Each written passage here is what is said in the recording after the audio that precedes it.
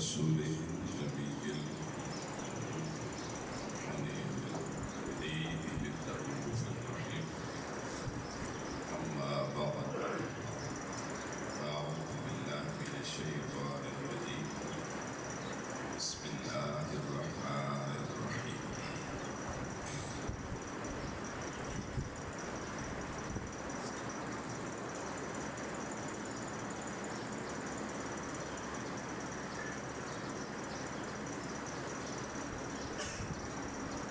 لا تأخذ الشيطان عن القدوم صدق الله مولانا العظيم مولاي صل وسلم دائما أبدا على حبيبك خير الخلق كلهم والحبيب الذي ترجى شفاعته لكل حول من الأحوال المقتحم اللہ رب العالمین کے فضل و کرم حضور نبی رحمت صلی اللہ علیہ وآلہ وسلم کی نگاہ شفقت و توسل سے ہم اللہ کی بارگاہ میں نماز جمعہ کے لیے حاضر ہیں۔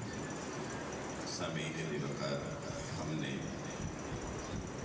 اس عنوان پہ سلسلہ گفتگو پچھلے جمعے کو ختم کیا تھا، وہیں سے ہم بات شروع کریں گے۔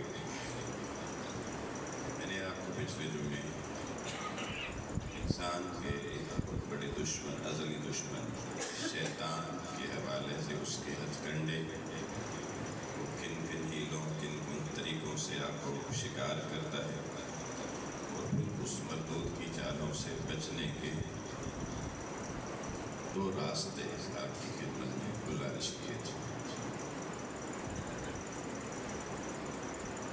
اللہ تعالیٰ نے قرآن کریم میں انسان کو جا بجا اس شیطان لعین کے حربوں، حملوں، دشمنی، عداوت کے حوالے سے انتباہ کیا۔ لیکن خاص بات یہ ہے کہ اللہ تعالیٰ کی ذات نے شیطان کو صرف ہمارا نہیں، اپنا بھی دشمن قرار دیا۔ حالانکہ اللہ سے کوئی دشمنی کر یہ کیسے ممکن ہے؟ کچھ دنوں میں سوال پیدا ہوتا ہے کہ اللہ نے آخر شیطان کو کیوں شیطان بناتا ہوں؟ اپنا دشمن خود ہی بنا رہا ہے، کیا ضرورت تھی؟ تو آپ دیکھیں کہ شیطان انسان کا دشمن نہ بنتا، انسان کے پاس نفس تو تھا۔ اب نفس کیونکہ انسان کی اپنی ذاتی چیز ہے، اس کے اندر موجود ہے، اس کی وجہ سے وہ گناہ کرتا، اللہ تعالیٰ کی راہ کو چھوڑتا، تو اس کی بخشش بہت مشکل ہو جاتی ہے۔ اس کی وجہ یہ ہے کہ اللہ تعالیٰ کہتا ہے میں نے تمہیں راستہ بتایا، تم نے خود اپنے ہی نفس کے پیچھے چل کے یہ سب کچھ کیا ہے، لہٰذا اب تیرے لیے میرے پاس کوئی گنجائش نہیں ہے۔ تو اللہ تعالیٰ نے اس نفس کو بھی لنک کیا شیطان کے ساتھ، شیطان کو عدو مبین کہہ کر ہمیں پھر ہمارے لیے اللہ پاک نے کرم یہ فرمایا، اس کو اپنا دشمن قرار دے کر جب اس سے پناہ کا حکم دیا، اس سے بچنے کی بات کی، تو ہمیں قرآن مجید میں سورہ اعراف میں اللہ پاک نے تلقین کی کہ آپ اس سے بچنے کے لیے استعاذہ پڑھیں۔ استعاذہ اعوذ باللہ من الشیطان الرجیم۔ اب اس میں اگر آپ دیکھیں تو دشمن تو شیطان بظاہر ہمارا ہے، ہم نے اس سے پناہ جانی، لیکن آپ استعاذہ کے لفظوں پہ غور کریں، اللہ تعالیٰ نے اس میں اپنا اسم ذات استعمال کیا ہے، اعوذ باللہ، اور شیطان لفظ استعمال کیا ہے، اس کی اصل نام استعمال نہیں کیا، اس کی صفت شیطانت کو سامنے رکھا اور ادھر اپنی ذات کو سامنے رکھا کہ کہا بندے بس تیرا کام مجھ سے رجوع کرنا ہے، پھر میں اللہ، میرے مقابلے میں شیطان کی کیا حیثیت ہے؟ تو یوں ہمیں سیف سائیڈ، سیف ایگزٹ دیا۔ تو شیطان کو بنا کر ہمارے سامنے کھڑا کر کے پھر ہمیں اپنی بارگاہ کی طرف متوجہ کر کے کہا کہ دیکھو نفس تو ہمارے پاس ہے، ہمیں پتا ہے، لیکن شیطان کو دشمن بنا کے پھر اور کیا کیا اللہ نے کہ اللہ نے ہمیں یہ آنکھ میں طاقت نہیں دی کہ ہم شیطان کو دیکھ سکیں۔ اگر ہم شیطان کو دیکھ سکتے تو پھر ہماری اسی طرف سے لڑائی ہوتی جیسے ہم بھائیوں سے لڑتے ہیں، بہنوں سے لڑتے ہیں، محلے والوں سے لڑتے ہیں، مولوی مقتدیوں سے لڑتا ہے، مقتدی مولوی سے لڑتے ہیں، تو یہی حال ہوتا ہے۔ تو پھر اس بنیاد پہ جیت ہار کا فیصلہ ہوتا، پھر بھی ہم پھنس جاتے ہیں۔ اس نے دیکھیں قرآن مجید میں بتایا کئی مقامات میں کہ بھائی وہ تمہیں ہر جگہ سے دیکھتا ہے، تم اسے نہیں دیکھ سکتے، وہ تمہیں وہاں سے دیکھتا ہے شیطان جہاں سے، تم اسے نہیں دیکھتے۔ تو اب ایک طالب علم اگر اللہ کی بارگاہ میں سوال کرتے کہ مالک تو نے دشمن بنایا، تو دشمن کو پھر کو ہمیں دیکھنے والی آنکھ تو دیتا ہے نا، تاکہ جدھر سے حملہ کرتا ہوں وہ اس کا حملہ پسپا کرنے کی طاقت پیدا کرتے ہیں۔ اس نے کہا نادان تو نے فلسطین کے کون سے حملے پسپا کر لیے کہ جو تو اس کے حملے پسپا کر سکتے؟ تجھے اپنی اوقات کا پتہ تو ہے، تیری حیثیت کیا ہے؟ ادھر سے کہتا ہے یہاں دنیا میں میری دال نہیں گلتی، ادھر اس کے سامنے کیسے کرے؟ اس لیے دیکھ میں نے تیرے اوپر پھر کرم فرمایا، تیرے اوپر مہربانی فرمائی کہ میں نے اسے بنا کے اس سے تو تجھے دیکھنے کی طاقت دی، تجھے نہ دے کر اپنی بارگاہ کی طرف متوجہ کیا۔ یہ تم پر حملہ کرے گا، تم لڑو گے بھی تو اس سے شاید تم جیت نہ سکو، اس کے حربوں کے مقابل تمہارے پاس ممکن ہے وہ سینس نہ ہو جس کو روک سکو، تو کوئی بات نہیں، کیونکہ میں بنا کے اس کو طاقت دینے والا ہوں۔ وہ تمہیں نظر آئے نہ آئے، تم نے خود نہیں لڑنا، وہ تم سے لڑنے آئے، جھگڑنے آئے، فتنہ ڈالنے آئے، تم نے رجوع صرف میری بارگاہ میں کہہ کے اتنا کہنا لا حول ولا قوت الا باللہ العلی العظیم کہ ہمارے رب کی طاقت سب سے بڑی ہے، اور پھر کہنا اعوذ باللہ من الشیطان الرجیم، مولا ہم اس مردود سے بچنے کے لیے میں اپنے آپ کو تیری پناہ میں دیتا ہوں، میری پناہ گاہ میں آنے کا اعلان تو نے کرنا ہے، اسے مار بھگانا ہے۔ یہ بالکل اسی طریقے سے جیسے ایک ماں کا چھوٹا بچہ ہوتا ہے نا، جب وہ گلی میں باہر نکلتا ہے تو ماں اسے کہتی ہے بیٹے دور ہے نا، باہر لڑکے لوگ کوئی تم سے لڑ پڑے نا، تو نے کسی سے لڑنا نہیں ہے، تو نے فوراً بھاگ کے گھر آ جانا ہے، مجھے بتانا ہے، میں جانوں وہ جانے۔ اسے پتہ ہے کہ بچہ ممکن ہے باہر کے دشمنوں سے مقابلہ نہ کر سکے، تو بچے کیا کرتے ہیں جب بھی ذرا سا مسئلہ ہوتا ہے بھاگ کے سیدھا اپنی ماں کے پاس، باپ کے پاس آ جاتے ہیں، ابو امی وہ فلانے نے مجھے یہ کہا ہے، پھر امی ابو ٹانگا سوٹے لے کے جناب خود مکہ کر لیتے ہیں۔ تو اللہ نے بھی کہا میرے بندے تو بڑا چھوٹا سا، تو اس سے کیا لڑے گا؟ تجھے جب بھی یہ تنگ کرے تیرا کام بھاگ کے میرے دروازے پہ آ کر شکایت لگانا تیرا کام ہے، اسے نمٹنا میرا کام ہے۔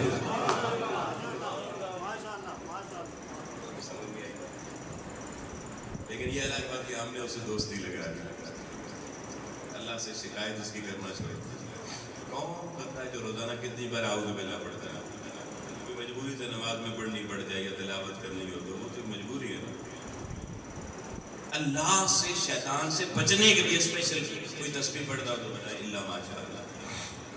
حالانکہ حضور رحمت عالم صلی اللہ علیہ وسلم نے فرمایا، حضرت معقل بن یسار رضی اللہ تعالیٰ عنہ اس حدیث کے راوی ہیں، آقا اسلام نے فرمایا جو بندہ صبح سویرے اٹھنے کے بعد 3 بار اعوذ باللہ من الشیطان الرجیم پڑھ کے سورہ حشر کی آخری 3 آیات واللہ الذی لا الہ الا هو، یہ 3 آیتیں آخری پڑھ لے، وہ ایک بار پڑھنی ہے، 3 بار اعوذ باللہ پڑھنا ہے، اللہ تعالیٰ 70,000 فرشتوں کو اس بندے کی حفاظت میں معمور کر کے کہتا ہے تم اس کے لیے دعا اور بخشش کی دعا کرتے رہو، اور اگر اس دن یہ بندہ یہ پڑھنے کے بعد مر گیا تو میں اس کو شہیدوں میں رکھ دوں۔ اعوذ باللہ کی طاقت بندے کو کہاں لے جاتی ہے؟ لیکن ہمارے معاملات میں اعوذ باللہ نہیں رہتا۔ یہ اہم بات۔ پھر دیکھیں جو اگلی بات میں بتانے جا رہا ہوں بڑی قابل توجہ۔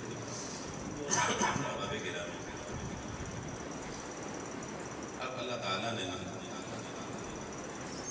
قرآن مجید میں ہمیں ہر جو انسان غلطی کرتا ہے اس کی پگڑی غلطی کی نہ خطا کی شیطان کے سر باندھی اور ہمیں اس کے خلاف غصہ بھی دلایا ہے. کاش ہمیں اللہ کا کلام سمجھ میں آ جائے. میں جو بات کرنے جا رہا ہوں بڑی اہم بات. اللہ تعالیٰ نے ظالموں کے خلاف بھی ہمیں اکسایا ہے. قرآن میں اکسانا سمجھتے ہیں کسی کو جو شاد تو اس کے خلاف بندہ بڑک اٹھتا ہے. ظالموں کے شیطانوں کے اپنوں کے خلاف نہیں. ہمارا آج حال یہ کہ ہم ظالموں شیطانوں کے دوست بنے بیٹھے ہیں اور اپنوں کے ساتھ جناب گلجاؤ کیے بیٹھے ہیں. رحمان کی دی ہوئی راہ کو چھوڑے بیٹھے ہیں. آپ دیکھیں اللہ تعالیٰ نے قرآن مجید کی سورہ بقرہ میں فرمایا بنی اسرائیل کے حوالے سے کہ فرعون کے متعلق یذبحون ابناءکم ویستحیون نساءکم کہ وہ فرعون کا کیا طریقہ کار تھا کہ وہ بنی اسرائیل کی بچیوں کو زندہ رکھتا تھا اور بچوں کو قتل کروا دیتا تھا جب اس کے نجومیوں نے بتایا تھا کہ کوئی موسیٰ آنے والا ہے. اب دیکھیں بظاہر کیا چیز ہے کہ بچے جو پیدا ہوتے ہیں بیٹے انہیں ذبح کیا جاتا ہے اور جو بیٹیاں پیدا ہوتی ہیں بچیاں انہیں زندہ رکھا جاتا ہے. لیکن قرآن مجید میں اللہ نے یہ بات اس طرح سے نہیں کی. اب ذرا اسلوب سمجھنا جو میں بات کہہ رہا ہوں. یذبحون ابناءکم ویستحیون نساءکم وہ ذبح کرتا ہے تمہارے بیٹے. یہ بات تو ٹھیک ہے لیکن آگے کہا وَيَسْتَحْيُونَ نِسَاءَكُمْ وہ تمہاری عورتوں کو زندہ رکھتا ہے. یہاں بیٹیوں کی بات کیوں نہیں بنات کی بات کیوں نہیں؟ ادھر ابن ہے تو ادھر بنات ہونا نہیں. انسان اللہ تعالیٰ اہل ایمان کو فرعون کے خلاف غصہ دلانا چاہتا ہے. اس کا انداز ذرا دیکھنا. آپ دیکھیں نا کہ بچی اگر زندہ رکھی جائے کوئی کہے جی فلانے نے فلانے کی بچی کو زندہ رکھا ہوا ہے تو انسان کو اتنا غصہ نہیں آتا بلکہ یہ جگہ یہ اس نے حفاظت کر رکھی ہے. لیکن اگر کہا جائے تیرے دشمن کے درجے میں تیرے گھر کی عورت ہے تو پھر انسان کا غصہ بڑا اٹھے گا. سمجھ رہی ہے نا میری بات؟ بچی کی بات آئے گی تو غصہ نہیں آئے گا. کیا کر لے گا جی بچی کو تو اس نے حفاظت دی ہوئی ہے. لیکن کسی خاتون اور عورت کی بات ہو کہ دشمن نے اس کو پکڑ رکھا ہے تو انسان کا فوراً دھیان کہاں پہ جاتا ہے اور وہاں سے انسان کے اندر وہ جو عزت بچانے والا غصہ ہے وہ بھڑک اٹھتا ہے. اور دوسری طرف اگر یہ کہا جائے کہ اللہ تعالیٰ نے کسی بندے نے تمہارے فلانے مرد کو پکڑ لیا ہے اس پہ اتنا غصہ نہیں آتا. یا اس کو مار دیا مرد کو مار دیا ہے. مرد مرتے رہتے ہیں میدان میں لڑتے ہیں تو لیکن کوئی کہہ دے فلاں کے بچے کو مار دیا ہے لوگ کہتے ہیں ظالم تمہیں بچے پہ بھی ترس نہیں آیا. غصہ کھول اٹھتا ہے انسان کا. اور لوگ اس نفسیات کا استعمال انسانی اللہ نے قرآن میں کیا ہے اور فرمایا یذبحون ابناءکم وہ تمہارے بچوں کو ذبح کر دیتا ہے. کیونکہ بچوں کو ذبح کرنے والے کو ظالم سمجھا جاتا ہے. اس کے خلاف انسان کا غصہ بڑا اٹھتا ہے. لیکن جب اگلی بات آئی تو یستحیون اب بنات کی بات نہیں کی. فرمایا یستحیون نساءکم وہ تمہاری عورتوں کو زندہ رکھتا ہے. کیوں؟ اللہ چاہتا ہے موسیٰ کے ساتھی اہل حق جب خواتین اپنی کی بات سنے تو فرعون کے مقابلے میں نکل کھڑے ہو حق کا پرچم لے کے ان کی غیرت جاگ اٹھے. آپ لوگوں اللہ تو قرآن میں اہل ایمان کی غیرت جس چیز سے بھڑک اٹھتی ہے وہ مطابق بیان کر کے ہمیں غیرت مند بنانا چاہتا ہے. لیکن آج کیا نجمات کے مسلمان اس قرآن کے ہوتے ہوئے بے حسی کا مظاہرہ کر کے اپنی غیرتوں اور ضمیر کے سودے بیچ کے سوئے ہوئے ہیں. اس انسان میں کہا کرتا ہوں اگر ہم انا للہ نہ پڑھیں تو کیا قرآن مجید کی تعلیمات سے دوری کر دی جائے. آؤ میں اس کا دوسرا ورژن آپ کے سامنے پیش کرتا ہوں. آپ حیران ہو جائیں اللہ کا یہ انداز ہے. آپ دیکھیں کوئی اگر آپ کو یہ کہے کہ فلاں بندے نے آپ کے باپ کو گھر سے نکال دیا آپ کو غصہ آئے گا لیکن تھوڑا آئے گا اتنا زیادہ نہیں. لیکن اگر کوئی کہتے کہ فلاں بندے نے آپ کے باپ کو گھر سے دھکے دے کے نکال دیا اب آپ کو غصہ پہلے کے مقابلے میں زیادہ آئے گا. اور اگر کوئی آپ کو یہ کہہ دے بھلے بندہ جتنا مرضی گرا ہوا ہو کوئی اس کو یہ کہہ دے کہ فلاں نے تیرے گھر میں، تیرے باپ کے گھر میں جا کر آپ کے باپ کو گھسیٹ کے باہر نکالا، دھکے دے کے باہر نکالا اور بھرے بازار کے سامنے اس کے کپڑے اتار دیے،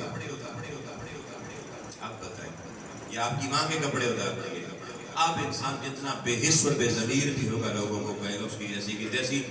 اب وہ کہتا خون کا آخری قطرہ بھی بہتا تو بہہ جائے، ہمیں اس ظالم کو نہیں چھوڑوں گا. یہ انسان کی فکر ہے یا نہیں؟ یہ انسان کے سوچنے کا طریقہ ہے یا نہیں؟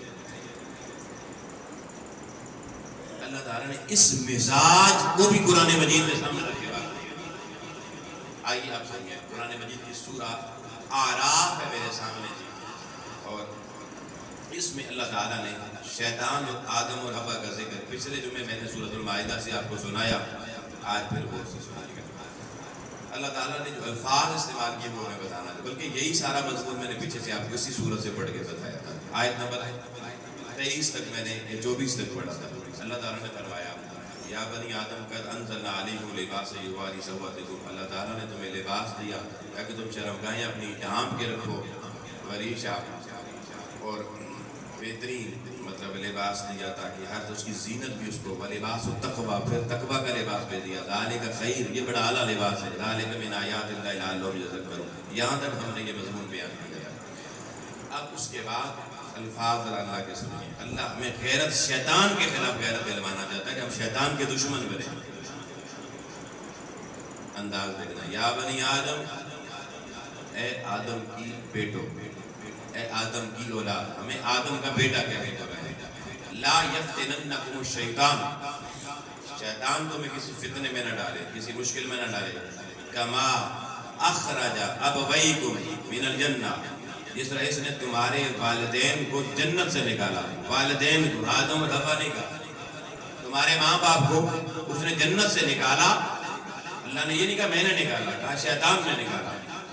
اور آگے ذرا لفظ سننا چاہیے، ينزع عنہما لباسہما لیریہما سوآتہما، اس نے ان دونوں کا لباس بھی اتروا دیا.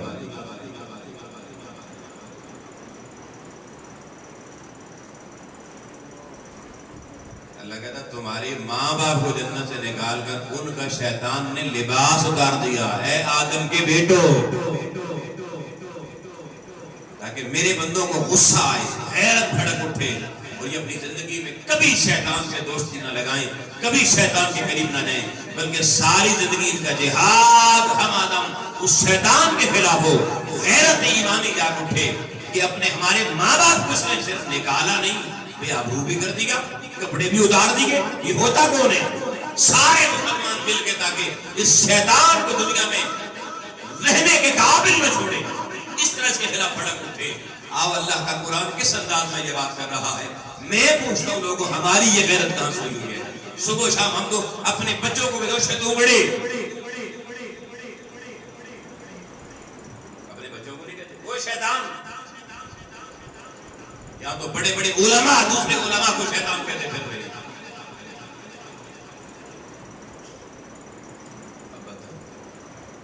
اللہ ہماری غیرت کو ابھارنا چاہتا ہے، ہم نے اپنی غیرت کہاں چھوڑی؟ جو شخص اپنے ماں باپ کی عزت بچانے کے لیے اس دشمن کے خلاف سفارا نہ ہو، جو ان کو بے آبرو کر کے گھر سے نکال کے کپڑے اتار دے، مجھے پتہ ہے اس کو بھی کوئی غیرت مند حمیت والا کہے گا. اس سے بڑا بے شرم کون ہوگا زندگی میں؟ اللہ نے یہ کہا ہے، تو کیا کہا ہے؟ تمہارے والدین کو اس نے جنت سے نکالا اور اس طرح لباس اتارا. اچھا لباس اتارنے میں بھی ممکن ہے تھوڑا سا اتار دیا. اللہ تعالیٰ نے آگے بات پوری کی، فرمایا لیریہما، تاکہ انہیں دکھائے، نظر آئے، سوآتہما، ان کی شرمگاہیں.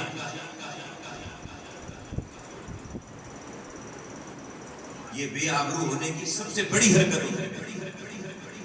وہ چیز اللہ نے سامنے رکھی، مگر پھر بھی شیطان سے یاری، پھر بھی شیطان سے دوستی. تو پھر ہم آدم کی اولاد بننے کا حق ادا کیا یا نہ ہونے کا حق ادا کیا؟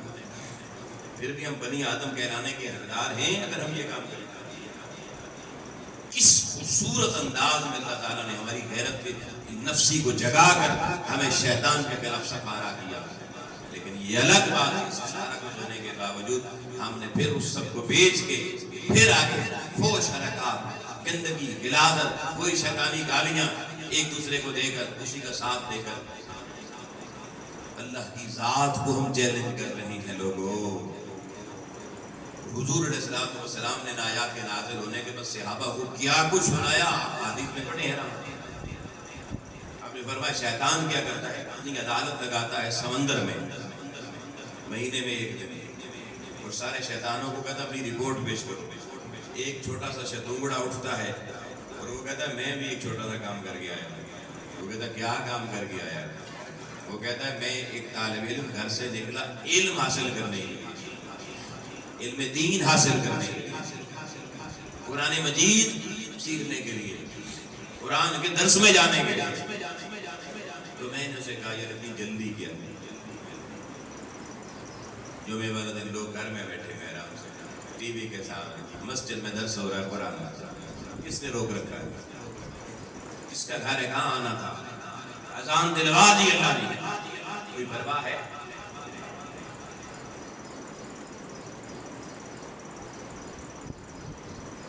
کوئی فکر ہے؟ وہ روک دیتا ہے، دشمن شیطان ہے۔ اور بعض اوقات اگر بندہ آ بھی جائے نا، وہ اس کو اندر نہیں، وہ کہیں پیچھے باہر بیٹھائے تو سننا، اور بعض میں سن بھی لے تو وہ نکتہ چینیاں نکلوا دے گی۔ یہ ساری چیزیں ہماری بستوں میں ہوتی ہیں نہیں ہوتی؟ وہ تو اپنا کام کر رہا۔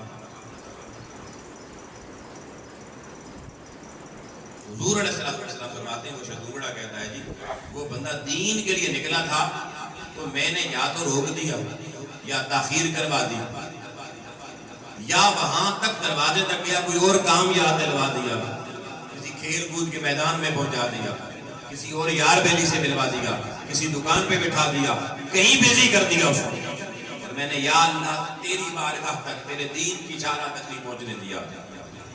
ابلیس خوش ہو کے حضور نے فرمایا اس کو اپنے پاس بلا کے ایک تاج، شیطانی تاج اٹھاتا ہے اور اپنے ساتھیوں کو کہتا آؤ یہ تاج اس کے سر پہ رکھو، یہ اس نے بڑا کام کیا، چھوٹا کام۔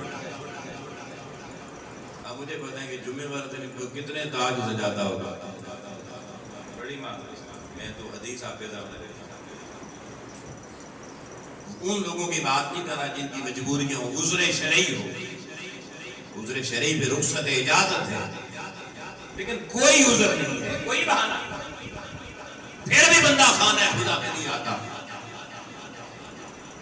کیوں؟ کیونکہ پہلے علم کی بات ہو رہی ہے۔ کس علم کی؟ قرآن کے علم کی۔ مسلمان ہو کے نہ آئے، کوئی روکنے والا روک رہا ہے نا، وہ کون ہے؟ اللہ تو آنے کی بات کرتا ہے، اللہ کا دشمن روکنے کی بات کرتا ہے۔ ہم کس کے پیچھے چل رہے ہیں، ہمیں یہ فیصلہ کرنا ہے۔ پھر حضور علیہ السلام نے فرمایا، پھر ایک اور شیطانوں میں سے شیطان کھڑا ہوتا ہے، وہ کہتا ہے بڑے شیطان کو، وہ کہتا ہے میں اس سے بھی بڑا کام کر کے آیا، تو نے کیا کیا؟ وہ کہتا ہے تو میاں بیوی بڑی محبت سے خوشی خوشی رہ رہے تھے، بڑی عزت کرتے تھے، میں نے فطور ڈالا، میاں کے ذہن میں الگ، بیگم کے ذہن میں الگ، میاں کو غصہ دلوایا اور اس نے غصے کو کہہ دیا جا تجھے طلاق دیتا، ایک دو تین کروا دیا، اور پھر اس کے بعد میں غصہ اس کا ٹھنڈا ہوا، اس نے کہا مولوی صاحب میں نے تو غصے میں دی تھی، مولوی صاحب نے جب کوئی حل نہیں دیا تو کسی دوسرے مسلک فرقے کے پاس لے گیا، انہوں نے کہا کوئی نہیں ایک ہی ہوئی ہے، پھر اکٹھا، پھر میں نے حرام کاریوں کو اڈا بنا دیا اس کا۔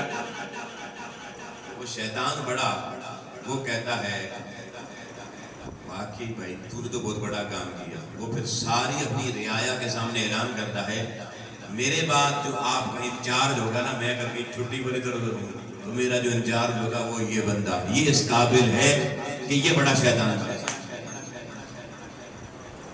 تو کیا آج ہمارے گھروں میں نہیں؟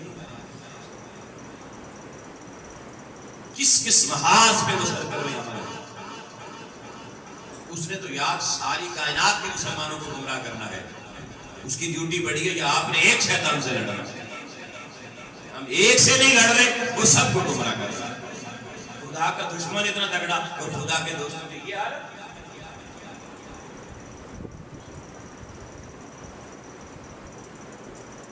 خوف خدا ہمیں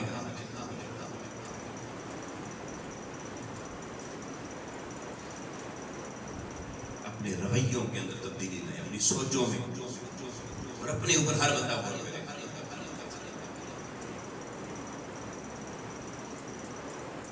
یہ مضمون سخت ضرور ہے، لیکن یہ ہمارے لیے باز و نصیحت کے لیے ضروری ہے. آج ہمارا مزاج، سچی بات یہ رحمانی مزاج کیا ہے کہ اللہ تعالیٰ تمہارے والدین کو کہتا ہے جو اس کو دشمن نے نکال کے ننگا کر دیا ہے تاکہ تمہاری غیرت جاگے. یہ رحمانی مزاج تھا، غیرت جاگ اٹھتی. ہم کہتے ہیں سب کچھ ہو سکتا ہے، شیطان سے کوئی کمپرومائز نہیں.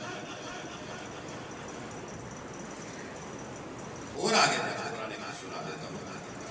ہمارے اکابرین کا طریقہ بتا دیا، انہوں نے ہر بڑے فتنہ کا سبب شیطان کو قرار دیا. آئیے قرآن مجید کی سورہ یوسف میرے سامنے، اور آیت پوری نمبر 100 ہے. اب حضرت یوسف علیہ السلام کے والدین، آپ کے والد گرامی، آپ کے بھائی، جب دوبارہ ملاقات ہوئی، سارا سلسلہ بحال ہو گیا جدائی کے بعد، تو قرآن مجید کہتا ہے وَرَفَعَ أَبَوَيْهِ عَلَى الْعَرْشِ. حضرت یوسف نے اپنے والدین کو عرش پہ بٹھایا. عرش تخت کو کہتے ہیں، اپنے شاہی تخت پہ بٹھایا. وَخَرُّوا لَهُ سُجَّدًا. وہ سارے بھائی اپنے باپ کے آگے سجدے میں گر گئے. اس وقت سجدہ تعظیمی جائز تھا، ابھی حرام ہے، یہ ذہن میں رکھنا. وقال، حضرت یوسف علیہ السلام کہنے لگے یا ابت ھذا تأویل رؤیایا من قبل. ابا جان یہ اس خواب کی تعویل ہے، تعبیر ہے جو میں نے اس سے پہلے دیکھا تھا. قد جعلها ربی حقا. اس خواب کو اللہ نے سچ کر دکھایا ہے. وقد احسن بی اذ اخرجنی من السجن. اللہ نے کرم یہ فرمایا کہ مجھے جیل خانے سے نکالا. یہ اللہ کا کرم. کس کا کرم؟ اللہ کا کرم کہ مجھے جیل خانے سے نکالا. وجاء بكم من بدو، اور آپ کو صحرائی علاقے سے اللہ نے اپنے کرم سے اٹھا کے میرے پاس، میری اس حکومت کے تخت کے قریب بھیجا. مجھے جیل سے نکالا، اس تخت میں بٹھایا، آپ کو وہاں سے اٹھایا، یہاں پہنچایا، اور آج آپ اس میرے تخت پہ بیٹھے ہیں. اگلا جملہ من بعد ان نزغ الشیطان بینی و بین اخوتی. فرمایا یہ ساری دوریاں بابا آپ کے، میرے بھائیوں کو اور میرے درمیان کسی اور نے پیدا نہیں کی. دنیا کے کسی شخص کو ذمہ دار نہیں ٹھہرایا. کہا یہ ساری دوریاں پیدا کرنے والا ظالم شیطان. ہم ذمہ دار کس کو ٹھہراتے ہیں؟ بھائی کو. میرے بھائی نے ساری زندگی جی مجھے لٹ کے کھا گئی، یہ کر کبھی شیطان کی طرف توجہ ہی نہیں. حالانکہ بظاہر حضرت یوسف کو کنویں میں کس نے پھینکا تھا؟ بھائیوں نے پھینکا نا. لیکن قرآن مجید یہ کہتا ہے کہ حضرت یوسف نے بھائیوں کو الزام، یار مزاج قرآن سمجھو یار، ہم ذرا سے بھی جن شیطان آ کے بھائیوں کو بھائیوں سے جدا رشتے ناطے توڑوا دیتا ہے. لیکن حضرت یوسف کی یہ بات قرآن نے کیوں اس امت کے سامنے رکھی؟ اللہ اپنا اور اپنے محبوبوں کا مزاج بتانا چاہتا ہے کہ بھلے کل کے گھر میں میاں بیوی کے درمیان ہو جائے، بہن بھائی کے درمیان ہو جائے، اولاد والدین کے درمیان ہو جائے، اللہ کی بارگاہ میں سر جھکا کے کہو مولا بندے آپس میں تیرے کلمہ پڑھنے والے ایسے نہیں ہو سکتے. یہ کوئی شیطان گھس گیا ہے، یہ شیطان کا وار ہے. حضرت یوسف نے کیا حضرت زلیخا کے مقابلے میں کہا تھا؟ قال معاذ اللہ، میں اللہ کی پناہ میں اپنے آپ کو دیتا ہوں. اللہ کی پناہ میں جانا چاہیے.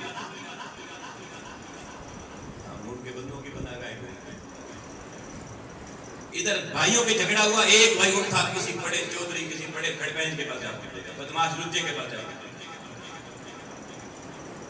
جس کی تھانے کچہریوں میں جناب اچھا گلگلہ ہو، پھر اپنے سگے بھائی کو مروا کے میں نے کی کر سکے. خوش ہوگا، جشن منائے گا. ادھر یہ جشن منا رہا ہوگا، ادھر شیطان جشن منا رہا. یوسف نے یہ نہیں کہا بھائی آ گئے ہیں تو ہمیں بدلہ لوں گا. اپنی حکومت ہے، بادشاہ کو جیل خانے میں بند کر دوں، اپنے تھانے داروں کو لتر مارو. یہاں تو کہتے ہیں نا اپنا وہ تھوڑا سا بھائی بگڑا تو بندہ آتا ہے اتنا تگڑا تھا تو لتر پریڈ کرو، یہ اپنی جگہ پر ہے. ہمارا مزاج کیا ہے؟ قرآن کا مزاج. اصل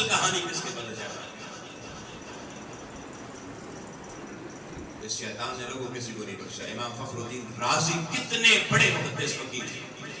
اور زندگی میں انہوں نے کتاب لکھی جس میں انہوں نے شیطان سے بچنے کے وار لکھے اور اللہ کی احدیت پر اس میں 100 دلائل لکھے. اب یہ کتاب شیطان کو بڑی کھٹک گئی. جب امام فخر الدین رازی بیمار ہو گئے حکیموں نے لا علاج کر دیا. اب موت کی وادی میں جانا ہے.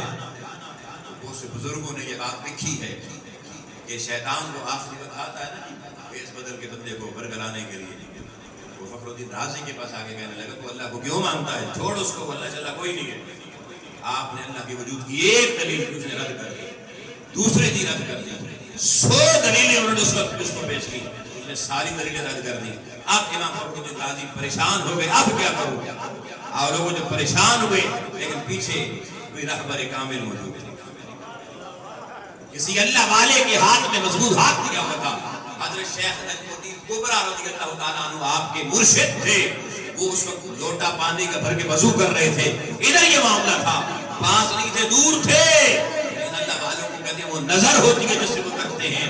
انہوں نے اس وقت وضو کر کے لوٹا جو دیوار میں مارا اور وہیں سے کہا او رازی اس مردود کی باتوں میں نہ آ, آپ اس کو کہہ دے میں اللہ کو دلیلوں سے نہیں بے دلیل مانتا. اتنا کہنے کی دیر شیطان کو چلا گیا اور لوگوں یہ موت کی بات آ گئی. میں اسی پہ مضمون آج روکوں گا.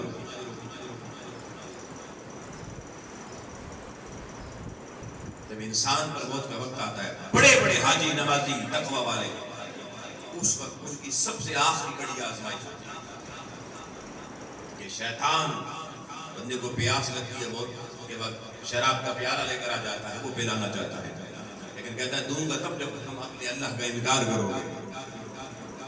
وہ اس سے ہٹ یہ آخری وقت میں بندے کو کوشش کرتا ہے کہ بندہ اللہ کا انکار کرے, کلمہ نہ پڑھے. کہ حضور نے فرمایا جس کا آخری کلام لا الہ الا اللہ ہو وہ جنت میں داخل ہوگا. لہذا اس نے یہاں سے روکنا ہے. یہ صراط مستقیم ہے جس پر یہ بیٹھا ہوا ہے. اب ہمارے یہاں کیا ہوتا ہے, بڑی توجہ سے یہ باتیں غور کرنا. ہمارے یہاں جب بندہ مرنے کے قریب جاتا ہے, موت کی حالت بڑھتی ہے نا, تو موت کی حالت بندوں کو پتہ چلتی ہے اس کی جو پوزیشن ہے, اس وقت کی کیفیت بدل جاتی ہے. اب بندہ پہچاننا چھوڑ دیتا ہے بندے کو, اب اس کو کچھ اور نظر آنا شروع ہوتا ہے. آنکھیں ایسے اوپر کر اٹھنا شروع ہو جاتی ہیں اور پاؤں سب سے پہلے کھڑے ہو تو جھکنا, ایسے اندر کی طرف جھکنا شروع ہو جاتے ہیں. ٹانگ گھٹنا اوپر ہو تو وہ نیچے بیٹھنا شروع ہو جاتا ہے. جان نیچے سے نکلنا شروع ہوتی ہے. کیوں جان نیچے سے نکل رہی ہے, اللہ بھی دیکھنا چاہتا ہے. سب سے آخر میں یہاں سے جان نکلتی ہے, اس وقت تک بھی کیا پتہ اللہ سے رجوع کرنے کلمہ نکل جائے تاکہ سیدھا جنت جائے. یہ وجہ ہے کہ جان یہاں سے نہیں نکالی, آخر میں پاؤں سے بھی نکال سکتا تھا, پاؤں کی طرف سے شروع کی. اور لوگوں اس وقت حکم کیا ہے ہماری شریعت کا کہ آپ اس بندے کے بستر مرگ کے قریب بیٹھ کے پورا یاسین پڑھو اور کلمے کی تلقین کیسے کرنی ہے. یہ نہیں کہنا کلمہ پڑھو, اس کے پاس بیٹھ کے اونچا اونچا کلمہ پڑھنا شروع کرو, اونچا اونچا کلمہ پڑھنا شروع کرو. ہمارے یہاں کیا ہوتا ہے, بندے کو موت کی حالت پڑی ہوئی ہے, بیٹی صاحبہ آ گئی, بیٹا صاحبہ آ گئے اور آتے کہتے ابا جی تسی مینوں پہچانیا, میں کون ہاں. رحم کرو اس ماں باپ, رحم کرو اس مرنے والے پہ. اس کو آپ اپنا تعارف کروا رہے ہیں, اس کو رب کا تعارف چاہیے اور کسی کا نہیں چاہیے. ساری زندگی تعارف نہیں تھا, آج یاد آئے. اور پھر اگر ابا آخری وقت کہ اما سارا لا دے گئے, آخری وقت دیکھو ماڑی امی ماڑے نال گل کر, کون سا کمال آپ سے بات کرے, کیا کمال ہے. کمال تو تب آخری وقت ہو گئے لا الہ الا اللہ محمد رسول اللہ. اس میں بھی ہمیں پتا کوئی, میں نے دیکھا ہے آخری وقت بیٹیاں بیٹے پاس ہو گئے, ابا جی میں گل کرتا بیٹی, میں گل کر دی. تو کون ہے, ان کو تلقین کرنی ہے, ان کے سامنے بابا نے بلند کلمہ پڑھو, مگر یہ نہیں کہنا پڑھو. ممکن ہے وہ کہتے نہیں پڑھتا, یہ انکار ہو جائے گا, ساری زندگی کا ایمان ضائع ہو جائے گا. میں ہاسپٹلز میں کیونکہ مریضوں کو لے کے جاتی ہوں, اکثر مریضوں کی جان ہسپتالوں میں نکلتی ہے. اس حوالے سے بھی ایک بڑی اہم انفارمیشن آپ کو دینا چاہتا ہوں. اللہ کرے ہمارے مسلمانوں کے دیش کے اسپتالوں کے ڈاکٹروں کو بھی کوئی بات سمجھ میں آ جائے. یہ جب موت کا ہاتھ پڑتا ہے نا بندے کو، اس وقت بندے کی حالت بڑی غیر ہوتی ہے. میرے گھر والے بھی پریشان ہوتے ہیں، ڈاکٹر صاحب، اس وقت ڈاکٹر صاحب کو نہ بلایا کرو. اس وقت تلقین کا وقت ہے. سورہ یاسین پڑھو، آسانی سے روح نکلے. اونچا کا کلمہ پڑھو تاکہ وہ بندہ بھی پڑھنا شروع کر دے. ڈاکٹر کیا کرے گا جب وہ دیکھتا ہے نا، وہ کہتا ہے یہ مریض کے سائرین تنگ کریں گے، وہ ایک نشے کا ٹیکہ آخری وقت میں لگا دیتے ہیں. یہ تلقین نشے کا ٹیکہ لگا، بندہ اسی میں مر گیا. کہتے ہیں پھر ابا نہیں ہلے ہی کوئی نہیں ٹیکہ لگا دے. کہتے ہیں نا چلو آرام والی جان نکل گئی. وہ آرام سے کیا نکلی ظالموں، آپ نے تو اس کو نشے کا ٹیکہ لگوا دیا. یہ میں بڑی تحقیق اور ذمہ داری سے یہ بات کہہ رہا. اکثر آپ ایسی کنڈیشن میں جب ہاسپٹل لے کے جائیں نا، فوراً ایک ٹیکہ لگائیں گے، فوراً. آپ کو نہیں پتا کون سا ٹیکہ ملے گا. اس کے بعد آپ آگے سکون ہوتے ہیں. نہ آپ اپنے ابے کو تنگ کریں، نہ ڈاکٹروں کو تنگ کریں. جی جو موت آئی نا جی، ہلے ہی کوئی نہیں. یہ کیسے ممکن ہے موت آئے بندہ نہ ہلے؟ یہ کون سا کمال ہے موت؟ یہ کوئی کمال نہیں ہے. خدا جانے آپ نے اس کی آخرت برباد کروا دی، تو اللہ بہتر جانتا ہے. اور اگر کوئی ڈاکٹر کو ٹیکہ لگانا دے گا، ڈاکٹر صاحب کوئی اور علاج ہے تو بتائیے. ٹیکے شیکے والا نہیں. یہ ذہن میں آپ رکھ لے وکیل. یہ مضمون میں بائی چانس یہ بات آ گئی، میں نے کہا آپ کی کچھ گزار کر. تو شیطان اس وقت آخری سب سے بڑا حملہ کرتا ہے. تو حضور علیہ السلام نے ایک اعوذ باللہ کا نسخہ دیا، اور قرآن مجید نے کہا کہ یہ دیکھیں جب شیطان حملہ کرتا ہے، سورۃ المجادلہ آیت نمبر 19 میں، استحوذ علیہ الشیطان فانساہ بذکر اللہ. شیطان جب بندے پر قابو پاتا ہے، حملہ کرتا ہے، تو سب سے پہلا کام یہ کرتا ہے کہ اسے اللہ کا ذکر بھلا دے. اور یہاں اگر بندے کو موت کا ہاتھ پڑا، وہ آپ تو ذکر کریں نا، وہ آپ کو نہیں بھلا دیتا. کئی چیخنا داڑنا شروع کر دیتے ہیں، کئی ڈاکٹروں سے لڑنا شروع کر دیتے ہیں. نادانوں کیا ہو گیا ہے، شیطان نے تمہیں اس وقت بھی مروا دیا، تمہارا ایمان بھی سلب کروا دیا. اس وقت اللہ کا ذکر کرو. شیطان کے وار کرے گا کہ مشکل وقت میں تم سے اللہ کا ذکر چھڑوا دے. اور اگر اللہ کا ذکر شروع کر دیں تو شیطان بھاگ جاتا ہے. یہ اللہ تعالیٰ نے کہا وَاذْكُرُوا اللَّهَ كَثِيرًا لَعَلَّكُمْ تُفْلِحُونَ. کثرت سے اللہ کا ذکر کیا کرو تاکہ تم کامیاب ہو جاؤ. اور کامیابی تب ملے گی جب شیطان کی چھٹی ہو جائے گی.